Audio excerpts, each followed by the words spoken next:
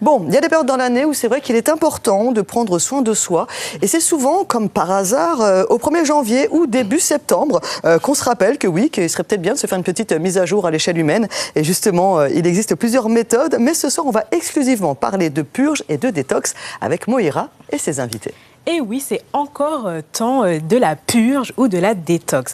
Alors non, je ne parle pas de ce fameux film où on a toute la nuit pour évacuer nos idées les plus négatives.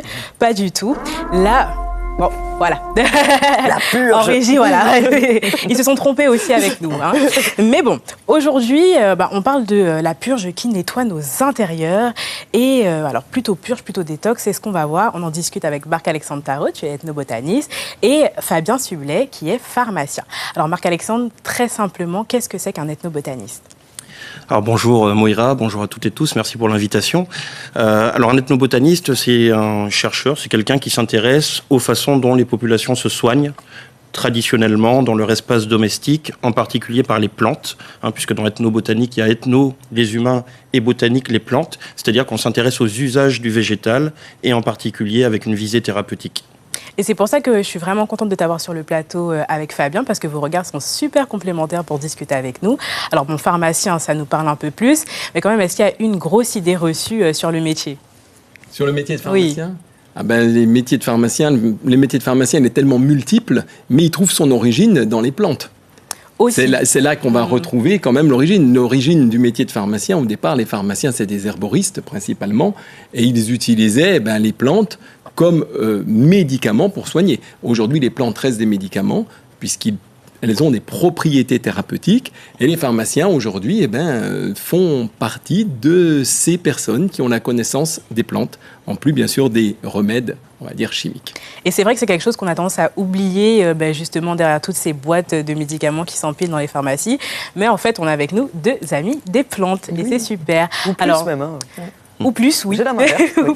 Ah bon, Sango ? Oui. D'accord, bon, tu nous ramèneras une plante un de ces jours. Il n'y a pas de souci. On Des verra bonsaïs, si c'est ma spécialité. elle se porte vraiment bien. Bon. J'ai du mal à y croire. C'est pas la première fois qu'elle le dit. On est d'accord ou pas ? Oui. Voilà. D'accord. Bénéfice du doute, alors si Esther y croit. Bon, si tu as la main verte, peut-être que tu t'y connais en purge. Est-ce que tu as déjà pris une purge, Sango, justement, avec ces belles plantes que tu cultives ? C'était pas volontaire. J'ai pas purgé par un projet qui n'était pas... Non, blague à part, j'ai essayé. Et c'est vrai que le goût est déjà très très fort. C'est-à-dire qu'il faut déjà réussir à l'avaler avant de le faire ressortir par n'importe quel orifice. Et j'ai eu du mal à avaler. C'est le côté glam du truc. Ça détonne avec les jolies tenues roses de Marielle et Esther. Et vous alors ? Voilà, c'est ça. Et vous, coutumière des purges ou... J'en ai pris. Oui, aussi. Ouais. Marielle on aussi. est toutes passées, je crois. C'était normal. Avant la rentrée des classes, c'était automatique. Et la version détox alors ? Aussi. C'est quoi la différence du coup ? Mais justement. C'est des rafraîchissements, c'est différent, ça ne vient pas au même endroit. La détox, exactement, c'est quoi ? Parce que déjà, on voit ça partout sur les réseaux et finalement... Il faut savoir la différence. Qu'est-ce que c'est qu'une purge ? Une purge, c'est le terme de purge, c'est purger, c'est-à-dire que ça va évacuer par là où on pense la majorité de ce qui se trouve dans l'intestin. Ça, c'est la purge. Après, la détox, quand on parle de détox, alors c'est un terme complètement vague, complètement... Parce que moi... une détox, c'est prendre quelque chose pour améliorer, on va dire, les métabolismes. On peut dire comme ça. Donc, on peut utiliser toutes sortes de produits qui améliorent les métabolismes et qui agissent souvent au niveau de tous les émonctoires. C'est-à-dire tout ce qui va pouvoir sécréter quelque chose, donc les émonctoires, et qui va pouvoir nettoyer le corps. Donc, dans les émonctoires, on a tous les intestins, on a le foie, on a tous ces organes qui vont souvent avoir un effet sécréteur. Donc il y a tout un panel finalement. Il y a tout un panel. Et on aura le temps de le voir un peu plus en détail tout à l'heure. Mais Marc-Alexandre, la purge vraiment dans cette tradition guyanaise, qu'est-ce que c'est ? Alors effectivement, c'est une tradition qui reste bien ancrée en Guyane et aux Antilles, dans les sociétés créoles en général. Bon, Fabien l'a bien défini. Effectivement, l'idée, c'est de se décrasser, c'est de faire sortir ce qui nous encrasse, comme on dit ici. Et donc, ça passe en général par deux phases. Avant de prendre la purge à proprement parler, on va prendre ce qu'on appelle un rafraîchi. Et le rafraîchi, c'est plutôt ce qui est analogue à ce qu'on appelle détox. C'est-à-dire que ce sont des plantes davantage dépuratives. Ça va nous faire transpirer, ça va nous faire pipi beaucoup, évacuer. En général, un rafraîchi, c'est sur 2-3 jours. Alors, il y a des rafraîchis bien connus en Guyane. La tige de canne Congo avec un peu de couac dans une bouteille d'eau, le tibalet doux, les feuilles de cassia-lata, les feuilles de pompons, de gros pompons soldats. Bon, tout un ensemble de plantes. Je ne connaissais pas ces plantes, mais j'imagine. Elle est marrante, elle est marrante. Faut les voir, regarde à vous. Très joli, avec des petites fleurs oranges, ça fait les colibris aussi d'ailleurs. D'accord. Et donc toutes ces plantes, on va dire dépuratives, effectivement, s'en suivent, se précèdent la purge à proprement parler. Il y a déjà 3-4 jours de... Il y a déjà 3-4 jours de cure, c'est-à-dire qu'on ne va boire que le rafraîchi. Pas de boisson sucrée, pas de café. En général, on ne boit que ça. Hein.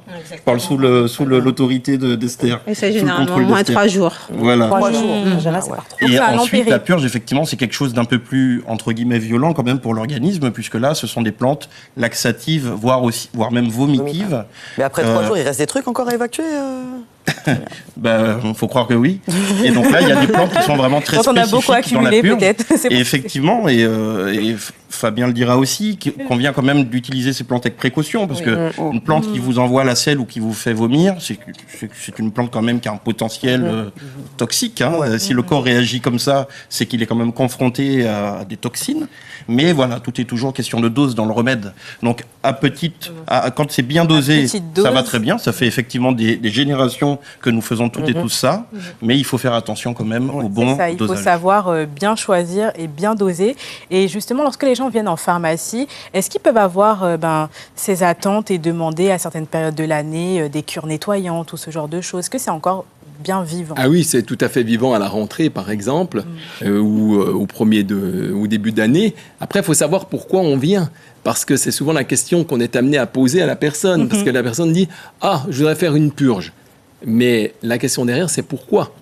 Quelle est la problématique? Est-ce que c'est une problématique de perte de poids? Est-ce que c'est une problématique parce qu'on se sent lourd, parce qu'on digère mal, parce que lorsqu'on mange un produit gras, on a du mal à digérer? Il y a des dizaines de raisons de faire ces fameuses détox. Donc, en effet, les plantes qui sont destinées à avoir cet effet dépuratif, bon, il y en a de nombreuses. Il y a les plantes traditionnelles et puis on a toutes les plantes de la pharmacopée classique. Et puis après, il y a les plantes drastiques, celles qui vont vraiment être pour la purge. Et là, c'est là qu'il faut faire très attention. Parce que pour la purge, il y a quand même des plantes comme le séné, la bourdaine, qu'on peut trouver en pharmacie pour certaines. Pardon? Qu'on peut trouver en pharmacie. Oui, bien sûr. Pour la plupart des plantes, on peut les trouver, toutes les plantes, quasiment, on peut les trouver en pharmacie. Différentes formes. Voilà. Mais simplement, le rôle du pharmacien, quand on parle du rôle du pharmacien, c'est d'expliquer, de mettre en garde et de préciser les moyens d'utilisation. Et certaines plantes très drastiques, ne sont pas dénuées d'effets indésirables, puisque lorsque l'on perd l'ensemble de son bol alimentaire qui se trouve au niveau intestinal, on perd par exemple également toutes les bonnes bactéries. C'est-à-dire les bonnes bactéries partent également. Est-ce qu'il y a des situations, tout bêtement, là, il est question de cancer, est-ce qu'il y a des situations, par exemple, de fragilité où justement il faut éviter de prendre une purge trop drastique? Oui, il y a des problèmes, par exemple, avec les produits qui diminuent le potassium. Par exemple, là, quand on prend des corticoïdes, il faut absolument éviter de faire une purge, parce que là, on va encore accélérer la perte de potassium, et après, ça peut aboutir, par exemple, à des crampes assez violentes, des crampes au mollet, des crampes... donc vraiment, il y a des moments où il faut éviter de faire ces actions. Donc, la nécessité vraiment de questionner son pharmacien de famille. J'ai une petite question avant que tu enchaînes sur la suite, parce que là, effectivement, on parle de purge. Bon, je vais être honnête avec vous, je sens bien que sur les 6 qu'on est là, il y en a au moins 5 qui en font peut-être assez régulièrement. Si quelqu'un n'en a jamais fait ou n'en fait pas du tout, est-ce que c'est quand même pas bien pour la santé? Est-ce qu'il faut quand même faire une purge une fois de temps en temps? Alors, c'est pas forcément nécessaire si on a une alimentation qui est totalement équilibrée ou si on prend des plantes suffisamment riches en fibres. Parce qu'on va faire une purge entre guillemets, douce tous les jours.